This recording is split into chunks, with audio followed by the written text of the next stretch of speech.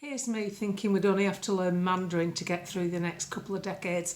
We're going to have to learn North Korea-ish. Yeah, because we're apparently doing a deal. The Baldricks of Westminster, I have a cunning plan, my lord, have deemed it a good idea to... Can't believe... Hang on. Right, I've got it back. They're going to import fuel from North Korea, from Fatboy Slim, what's he called? Kim Jong-un. So I shared a post, but I just screenshot what was put in WhatsApp. It says, also call out this bollocks with various posts. This is James Melville. The UK government rules out issuing new oil and gas licences for the North Sea, but plans to buy in fuel from North Korea and Afghanistan. I mean, you know, the trouble is, then you find out, not only that China, this was an article back in July, but it's still relevant. Its commercial drilling group are going 10,000 metres deep drilling for crude oil because they have to import a lot of crude oil. The group will drill conventional resources at ultra-deep wells that extend as much as 10,000 metres. That's 6.21 miles down into the earth. Below the surface, places like Northwest Basin, I can't pronounce it, so I made that up, region where the CNPC and Sinopec are major players. It will also seek to tap deep shale oil and coal seam gas resources from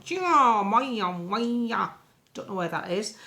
China is the world's largest crude oil importer and relies on imports for nearly 3/4 of its needs. It has been investing billions of dollars to maintain its domestic crude oil production at above 4 million barrels a day, a level seen as necessary to power manufacturing activities and military services. So here you have it again. The Paris Accord affords China and India to do what the hell they want with their power-driven economy because they're considered growing economies and they get foreign aid. It's that bit that counts. It's simply because they get foreign aid that they're allowed to do this. That's the bit that stinks for me. If we weren't giving them foreign aid, now if they're doing all this and they can afford all this, and they are the manufacturing hub of the world now, everything you look on anything, it's made in China, why are we still subbing them? Why are we still sending our taxes? Because governments don't have any money. They use our taxes. So to me, Westminster's just like, if you imagine Baldwin, I have a cunning plan, my lord. It's just full of them, isn't it? I mean, they really are donkeys. I'm sorry, you're not intelligent. I don't care where you got educated. You either, if you're sat in Westminster now, if you're not one of the famous five, which is the Reform Party, and one or two decent Tories that are left, you are either bent, or you are dumb, or you are just not listening. And this is why direct democracy becomes more important, obviously coupled with an honest media. But I have to laugh at Matthew Stadlam. He's a left-wing commentator. He's getting more and more airtime on GB News. GB News, what are you doing? Half your audience can't stand him because he's sanctimonious. And not necessarily because he's left-wing, it's his attitude. So he's come out today defending Keir Starmer, who's gone round with his begging bowl, begging for the rest of the world to come and deal with dead eyes. Dead-eyed dick, my dad used to call people that were unsavoury. Maybe that's a better title than two-tier Keir. I responded with this. Having been in business most of my adult life, you do not attract business by begging to be supported. You do business where you expect to gain. Number 10 is being headed by communist enthusiasts. You attract business because they want to trade with you. You're a lot clueless. You've just lost $1 billion thanks to no-brainer Angela Rayner, and Keir clocks off at 6 o'clock on a Friday. What message does that send out to the international business community? Nobody buys anything, be it a service or a product, from a firm just to support it. I know we're all shopping local at the moment and using cash, but you wouldn't go to a local cafe if the goods that they were supplying, if their egg and chips or the meat and potato pie or this, scones were rubbish, you wouldn't just support them. You'd have to get value for money. And that's the same in international business. It doesn't matter if you're just a pensioner on a day out going for a cup of coffee and a cake, or whether you are the head of an international corporation looking to spread your wings or gain new business. You do business with firms where you stand to gain. That's the essence of business. I have a product or service you want. I am probably the best supplier of it at the best price, or maybe the quickest to get hold of it. You will choose me because of those reasons, not because you think, oh, I like her, I'll support her. That's just typical lefty thinking, and that's why they're not fit to be in charge of anything. Now, in the old days, the government used to look after the power, no web, man web, remember all that for your power. You got your gas bill from the gas board, and your lecky bill came from the nationally owned electricity board. It was simplified. It was nationally owned. The railways, they didn't work properly, but you knew what time the trains were supposed to come. It wasn't all different train lines. There's good and bad arguments for that. But at the end of the day, what's happened is everything's been privatised. Even the National Health, it's not a National Health Service, it's just a badge that everybody trades under. It's a bit like Barratt Homes. There isn't a builder called Barratt. What Barratt does, Barratt put it out to contract. They put it out to tender, somebody gets the contract, and local builders usually build on their behalf. There's a marketing company selling Barratt Homes or that type of thing. But it's happened with government. And the trouble is, what's happened, this government has grown into this enormous gluttonous machine that just wants to absorb more and more control, and that control comes by taking our control of our own lives away from us, and we can't let it happen. And guess what, we're not letting it happen because we have pushed them back so many times. We are sat in the bulldozer, we've got the bucket to pull the dirt back, we've got the bucket, and it just how fast you want to run the machine. So the easiest way to do that is to build the workforce, and the workforce is the people that you tell when you watch stuff like this, because you are not on your own. Even if, as I've said, you just speak to one person, you are growing the message. Everybody's fed up with this government. Everybody is, because they're incompetent and they are clueless. We knew it was going to be worse, but thankfully it's been worse rather quickly, which works in our favour, because the sooner that all the people that thought it was all right wake up and think, actually, no, my bills have gone really high and I can't afford to book Benny home next year, or whatever's going on in their life, suddenly they'll realise that they're going to have to take notice of politics, whether or not they want to. Do they think me and you want to sit here talking like this? Because I'd rather be looking at videos of dogs, other people's dogs, cats, anything. I'd rather look at nice stuff than go out in my garden and sit with my dogs, which I will be doing shortly because it's cracking the flags. It's a lovely day. I've made myself a sandwich in the fridge. I'll be getting myself a hot coffee in one of those like builders have them cups that are insulated, and I shall be going outside on that swing seat sat with my dogs, listening to the stream trickle by and thinking how lucky I am. Now, the way to fight back, we're talking about it in this WhatsApp group. There's a lot of people in it. Famous people that you follow. And my idea is each day, this group of people with their followings, I've got maybe 350 across 2 platforms, and everybody, bear in mind James Melville's got 500,000, Dan Wootton's got 600,000, Nigel Farage's got 2 million, I think. Imagine if we all chose a topic and covered it on that day, did it however we want. Like, for instance, I generally, when it's something as batshit crazy as buying fuel from North Korea when China are actually just going all guns blazing with they call them fossil fuels, but it's not really, isn't coal. I put something like that out, but I'll put an introduction like, the Baldricks of Westminster have another cunning plan. I'll do it a bit tongue-in-cheek, because the trouble is with topics like this, it's very dry, very boring and depressing at times. But we've got something other countries don't have. We've got our British sense of humour, and I've got to say, it is better than a lot of countries abroad.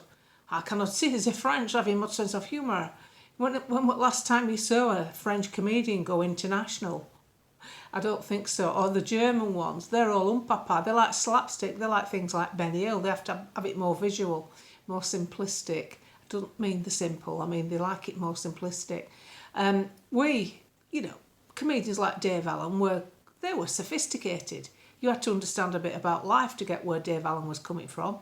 He was great, and he always finished off with the tagline, "May your God go with you," which I thought was marvellous.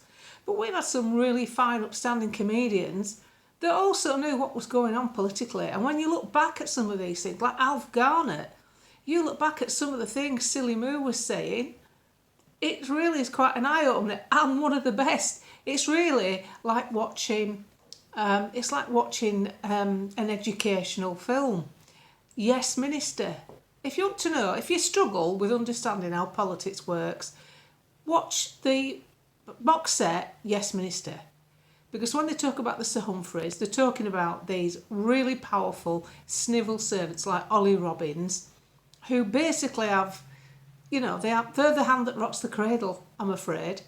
The ministers are just the front faces that you see delivering it.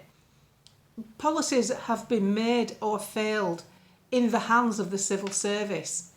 Because if they don't want it to work, they'll just make sure it fails because they're in charge of putting it into play. They're in charge of the implementation of whatever these goons come up with. But we really have got the numbest set of goons we've ever had. So I've sent an email this morning to my MP along the lines of, dear so-and-so, no doubt you're sitting within the safeguard of a healthy majority, which is dwindling by the day. You're part of that majority. You got your seat because of that majority, because most people, it was a protest vote because they thought the Tories were rubbish. So they voted for you despite the fact they knew you were worse. So I've said all this in an email and I've said, but you need to watch your back because you've only got 4 years at this. 4 years at having a ring-fence pension. Well, it'd be 5 in total, won't it? 4 years, 5 years of having a ring-fence pension, of having an expense account you can totally abuse by paying for travel down to Staplers. I've gone on about that for quite a bit. And basically never suffering the ills that you thrust upon your constituents because you do not understand us and you do not listen to us. It's time to start listening to your constituents because we will get you out of power. We will demolish you and the council elections will prove the way it's going. Read the writing on the wall. Good luck. So I send stuff like that all the time and there's a few people who still do it with me. Never think that you're not capable of changing things. Of course you are. And no matter what the immigration situation is, we still have time to stop the rot. They're trying it across Europe. There's Hungary, Poland and the Netherlands now opted out of the EU Immigration Pact. They're not taking any notice of it, which is amazing when you think Tusk is now the Prime Minister of Poland. He's a right globalist because he was one of the commissioners of the EU. What you've got to look at as well, Brexit voters got it right. There's always, I try to say it's not about right or wrong, it's about a choice. But we're now so far down the pan, we have to acknowledge that we got it right. The Brexit voters saw what the European Union was, which is the European arm of the globalist movement. This is a mission creep control because it's the EU that devises rules. The EU works a lot like the Roman Empire did. They had scribes writing rules out every day. Every single day they wrote new legislation in Rome. That was so that when they wanted to get anybody for anything, there was a suitable law already in place. And that's what the EU do. There's that much legislation with them. Now, that's an autocratic democracy. It's not a democracy, but it's autocratic. It's telling you how you should live. We come from a democratic background, one of the oldest democracies in the world, where we give you a list of things, look, don't do any of this, like the Ten Commandments, but a bit longer. Don't do that, and we'll leave you alone. But now we're moulding into this new era of basically government in every aspect of our life in a very, very negative way because everything that they're getting involved with is going worse. There simply is no point racing to the finish line of zero. There's no point because nothing changes on that day. No atmospheric changes take place. And when you've got huge countries with massive populations spewing out their emissions, the trouble is the way they've set it up. Basically, the carbon footprint that they talk about, it's an exchange tool so that basically the elite can carry on flying around in private jets, but they'll try and have you put your Labrador down because it farts. It's as simple as that. It's as ludicrous as that. It's as daft as that. So you'll be able to swap carbon credits around so that, you know, Bill Gates says he's not used any more carbon credits than anyone else. You've got to laugh at that one, haven't you? No, of course you haven't, Bill, because, you know, Florrie, who lives in Old People Home, you've had just the same footprint as her, haven't you? She's never moved for 7 months. She thinks getting her feet out of a footbath and putting them back in bed to travel. Give me a break. You see, this is where they're ludicrous, and I can't help but take the rip out of them. Because they deserve it. They don't deserve any respect. These characters, philanthropic should have been a double act, shouldn't they, on the stage? Like Flanagan and Allen.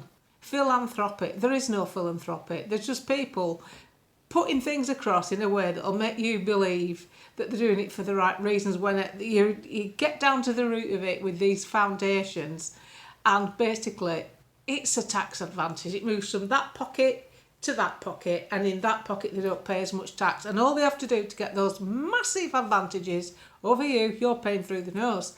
All they have to do is promise to pay out 3% of their profits to the chosen charity. Pious look for the cameras. 3%. Now, they treat it as a ceiling. They never give any more than 3%. Why don't you? Why don't you give 30%? Oh, because that means you wouldn't have it any longer. They still have it. They can borrow against it. It's completely a sham. It's a front. It's not what it seems. You know, people say, oh, Mark Zuckerberg gave all his money away. No, he didn't. No, he just moved it from that pocket to that pocket. Whereby, as long as he gives the 3% away, they treat it as a ceiling rather than a starting point, he can have a lot of advantages. So it's more important than ever that when you're going about your daily business, you can bring up the thing about North Korea. You say stuff like, you know, you'd think Baldrick was running number 10, wouldn't you? I have a cunning plan, my lord. We'll stifle the use. We won't give them any licences for gas and oil around the North Sea in our own country. But we'll make a deal with North Korea to supply us with fuel. Oh, what a blinding idea that is. Who thought of that? Baldrick.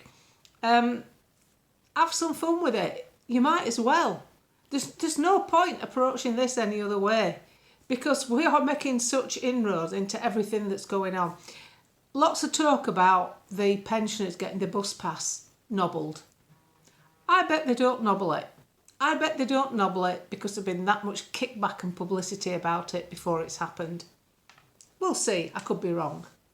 So what you've got to look at, the winter fuel allowance, we've lost it. That is as an advantage. Whilst it's cruel and unnecessary and should never have been done, it's shown this man, Keir Starmer, and that stupid woman that's in the Chancery, it's shown them up for what they are. Useless, incompetent, and not capable of being in the jobs that they're in. But it's an uphill battle. But we've got quite a few things on our side. Lots of commentators, 5 people in the House of Commons where the legislation is made, who can talk to other people in the House of Commons and maybe tweak their viewpoint on things. Plus a few half-decent Tories that are left, and some ridiculous Tories that are left that aren't Tories, the Lib Dems. So here we are again, which I think is... it's amazing when you think how we can communicate with each other and keep each other's spirits up. And it's not about the bloggers and the big followings. It's about the ordinary people. Listen to this. Go on. June.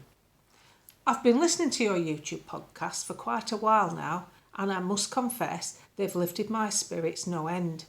I live alone and it's not easy. And when I have my regular coffee mornings, we do it at each other's house each week, I'm stifled for conversation because nobody wants to talk about the big stuff.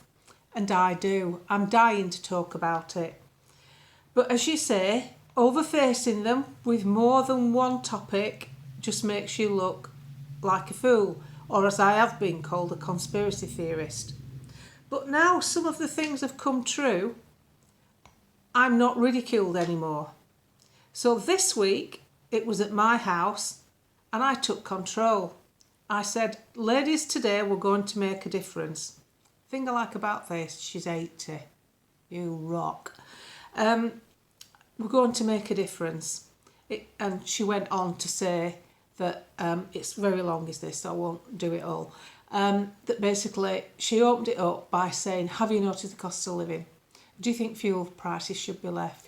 And then she played a video that is an amazing video a woman did who went to a council meeting, I've shared it loads of times, where she explained the ins and outs of green energy. She was absolutely accurate in everything she said.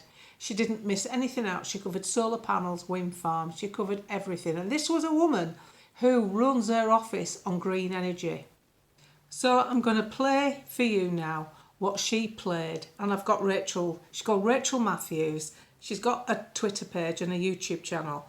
I'm going to play the short clip where she went to a council meeting and shared this information with them, and she changed the way the council approached green energy.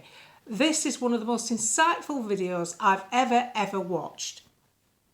And a keen environmentalist since my 20s. My office is solar powered, so I was mortified to discover that a single lithium mine causes millions of tonnes of waste every year, laced with sulfuric acid and radioactive uranium, polluting the water supply for 300 years. Not to mention the unacceptable human costs with child labour to mine cobalt.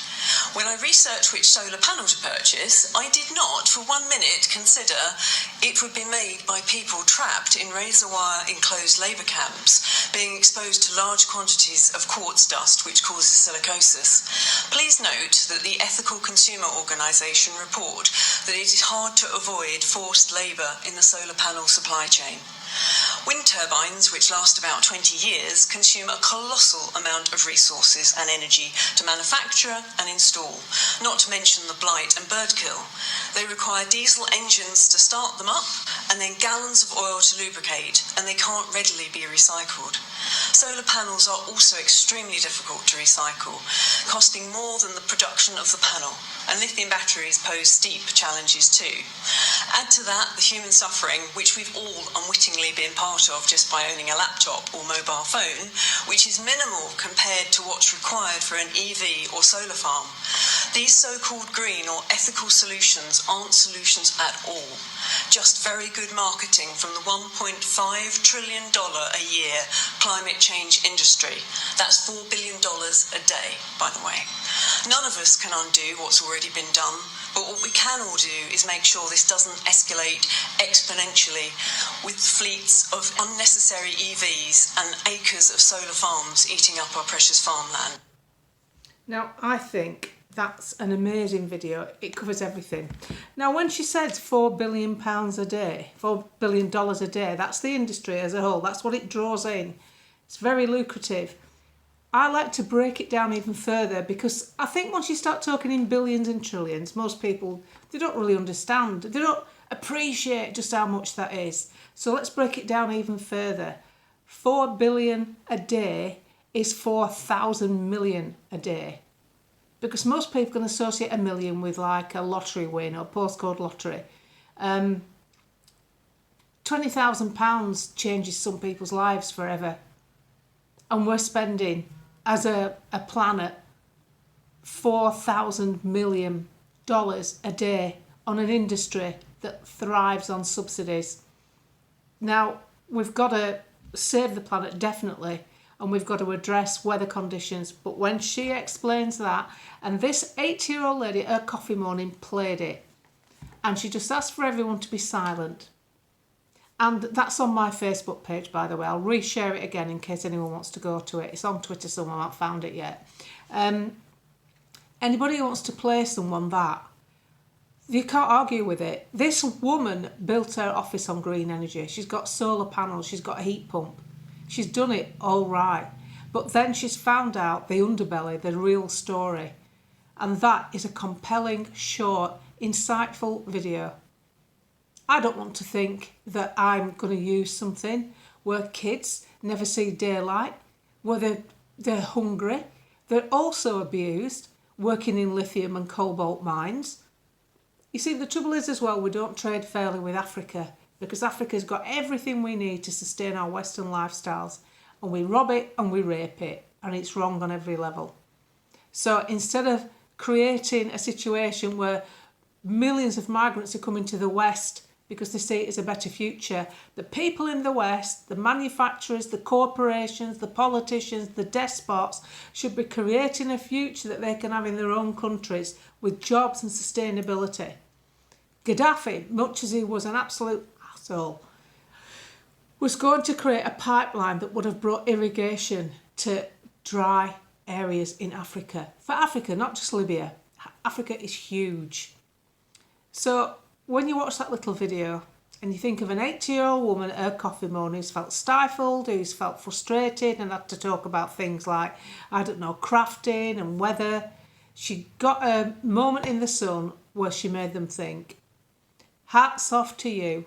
And you can do this. You can talk to people who don't want to listen by giving them something that will change their mind.